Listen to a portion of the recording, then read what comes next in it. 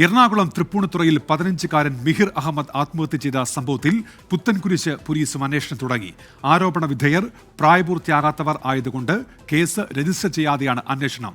മിഹിർ അഹമ്മദിന്റെ സഹോദരന്റെ മൊഴി രേഖപ്പെടുത്തി എസ് ശ്യാംകുമാർ ചേരുന്നുണ്ട് വിശദാംശങ്ങളുമായി. ഇപ്പോൾ കൊച്ചിയിൽ നിന്ന് ശ്യാംകുമാർ, എങ്ങനെയാണ് അന്വേഷണം പുരോഗമിക്കുന്നത്?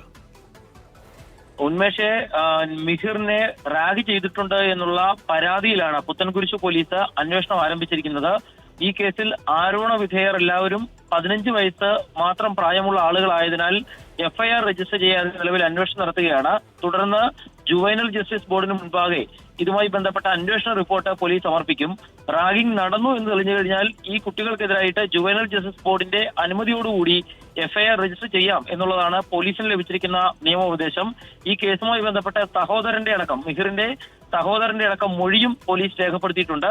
നേരത്തെ ആത്മഹത്യാ പ്രേരണയുമായി ബന്ധപ്പെട്ടുള്ള അന്വേഷണം നടക്കുന്നതിനിടെയാണ് പുത്തൻകുരിശ് പോലീസ് ഈ കേസുമായി ബന്ധപ്പെട്ട് രണ്ടാമത്തെ അന്വേഷണം ആരംഭിച്ചിരിക്കുന്നത്. എസ് ശ്യാംകുമാറാണ് കൊച്ചിയിൽ നിന്ന് വിശദാംശങ്ങൾ നൽകിയത്.